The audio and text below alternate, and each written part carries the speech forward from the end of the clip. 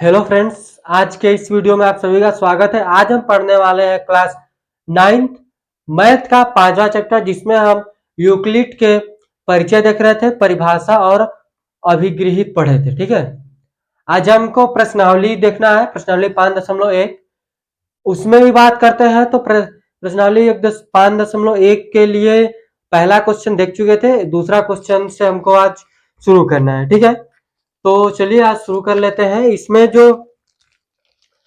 आपका दूसरा क्वेश्चन है, इसमें लिखा है थोड़ा ज्यादा, तो उसको हम लिखेंगे नहीं। आपके पास किताब होगा तो किताब में देख लीजिए क्या लिखा, हम पढ़कर सुनाते हैं। ठीक है, बोला है कि निम्न पदों में से प्रत्येक की परिभाषा दीजिए। क्या उनके लिए कुछ ऐसा पद है जिन्हें परिभाषित करने की आवश्यकता है? वे क्या है और आप उन्हें कैसे परिभाषित कर पाएंगे? ठीक है, ये दूसरा क्वेश्चन था। इसमें किस तरह के पद दिए हैं उसको भी हम देख लेते हैं। ठीक है, अगर इसके पिछले वीडियो में किसी भी क्वेश्चन में आपको प्रॉब्लम आई होगी तो आप कमेंट कर सकते हैं, या फिर डिस्क्रिप्शन में व्हाट्सएप ग्रुप का लिंक है, वहां जा सकते हैं, वहां ज्वाइन हुई, वहां पर आप मैसेज कीजिए। अगर आप मैसेज करते हैं कोई भी क्वेश्चन नहीं समझ आती है तो हम उसको शॉर्ट वीडियो में समझाने की कोशिश करेंगे। ठीक है, तो चलिए आज हम शुरू करते हैं। इसका दूसरा क्वेश्चन, प्रश्नावली क्या है आपका? प्रश्नावली 5.1 है 15। ठीक है, दूसरा क्वेश्चन का पहला दिया है यहाँ पर, एक बार और पढ़कर सुनाते हैं, आप देखिएगा। निम्नलिखित पदों में से प्रत्येक को परिभाषित कीजिए। ठीक है, प्रत्येक को हमको क्या करना है? परिभाषित करना है। तो उसका पहला क्या दिया है कि समांतर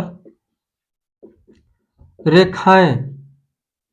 ठीक है, उसके बाद क्या बोला है कि क्या उनके लिए कुछ ऐसे पद हैं जिन्हें परिभाषित करने की आवश्यकता है? वे क्या है और आप उन्हें कैसे परिभाषित करेंगे? ठीक है, तो यहां से आप देखिएगा, अगर आप समांतर की बात करते हैं तो किसी, जैसे तो रेल की पटरी हो गई तो एक दूसरे क्या होती है? समांतर होती है। फिर उसके बाद अगर बात करते हैं, अगर सीढ़ी देखिए, उसके दोनों साइड दोनों क्या होते हैं? समांतर होते हैं। ठीक है, तो वहां से आप कह सकते हैं। तो समांतर की बात क्या हो गई, इसको परिभाषित कैसे कर सकते हैं? जैसे कि इस तरह से हो गया, मान लीजिए ए और बी कोई रेखा हो गई। ठीक है, ए बी के कोई एक समान दूरी पर दो, जैसे कि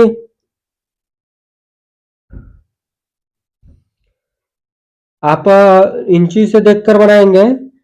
जैसे ए बिंदु से यहां तक की दूरी जितनी होनी चाहिए, वहां से यहां तक की दूरी होनी चाहिए, उतना ही बी से यहां तक की दूरी होनी चाहिए। ठीक है, मान लीजिए पी और क्यूब है। ठीक है, आपको समझ में आ रही होगी। तो हम इसको इस तरह से लिखेंगे। ठीक है, कि ए और बी के समांतर एक पी क्यू रेखा खींचे। ठीक है, और समान दूरी पर, कभी एक दूसरे से कटेंगी नहीं। ठीक है, एक दूसरे से कभी नहीं कटेंगे क्योंकि ये समांतर रेखाएं कभी भी एक दूसरे से कट नहीं करती हैं। अगर आप ट्रेन की पटरी देखेंगे तो वहां एक दूसरे से कभी कट नहीं करेंगी। ठीक है, उसी तरह से यहां भी है। आगे क्या बोला है? लंब रेखाएं। ठीक है, दूसरा क्या है? लंब रेखाएं। ठीक है, लंब रेखाएं क्या होती है?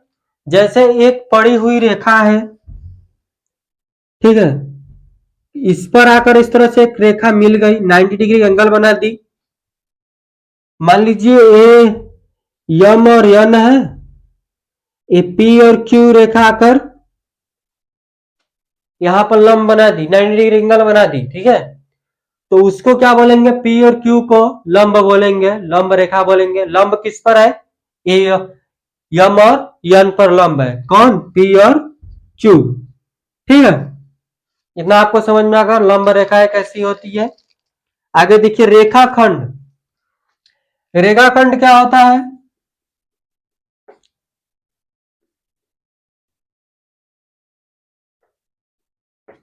रेखा खंड।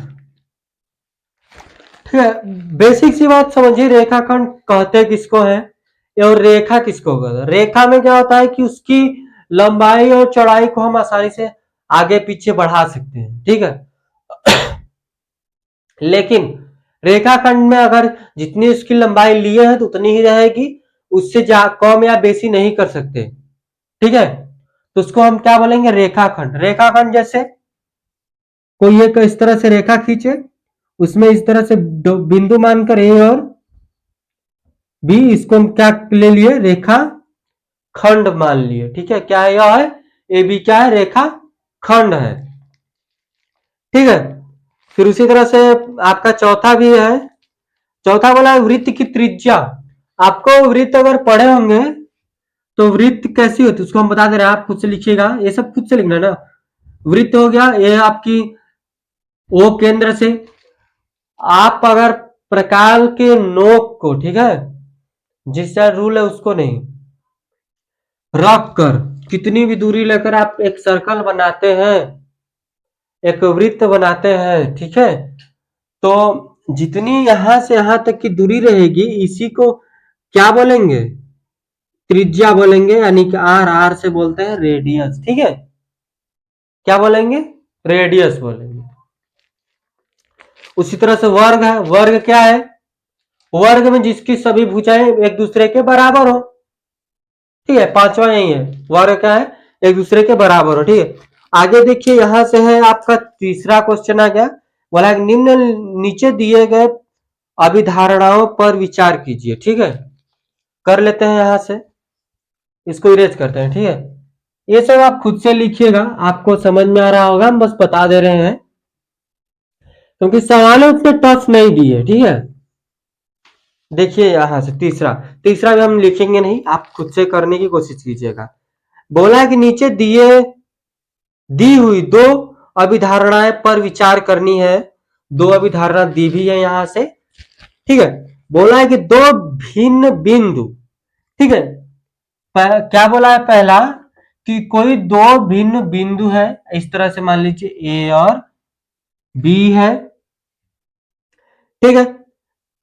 बी पर एक तीसरा बिंदु सी ऐसा विद्यमान है जो ए और बी के बीच स्थित हो,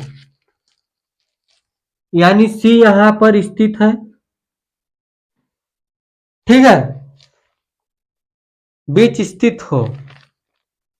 तो क्या इन अभिधारणाओं में कोई अपरिभाषित शब्द है, क्या ये अभिधारणा अवरोधी है, क्या ये यूक्लिड की अभिधारणा से प्राप्त होती है। तो हाँ, ये होती है, ठीक है।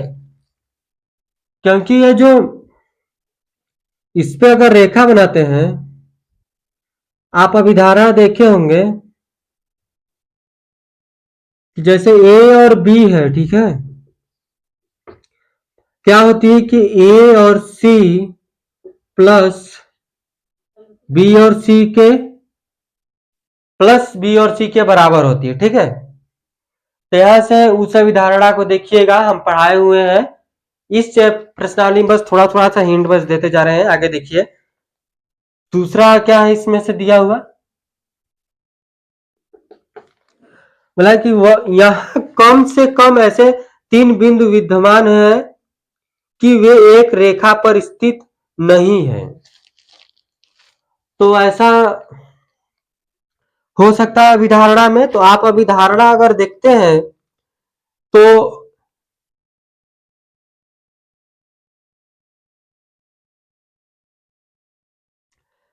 अगर अभिधारण देखते हैं तो ऐसी कोई अभिधारणा नहीं है, ठीक है। दूसरा वाले से हम बोल सकते हैं कि ऐसी कोई अभिधारणा नहीं है, ठीक है। आप गौर कीजिएगा उस पे कि कहना क्या चाहता है। यहां से दूसरा बोलता है जैसे कि अगर ए और बी, ठीक है। दूसरा बोला है क्या कि अगर कोई तीन बिंदु एक रेखा पर है, ठीक है, तो उसमें कहना क्या चाहता है कि अगर उसमें लिखते हैं आंसर में कि ए और बी दी हुई हो तो एक ऐसी बिंदु सी ले सकते हैं ए और बी से होकर जाती हुई, यानी उसके बीच में, ठीक है, दूसरे होकर जाने वाली रेखा स्थित नहीं होता है। जैसे कि वो बोला नहीं कि उसके बीच में है या किधर है, तो हो नहीं सकती, ठीक है।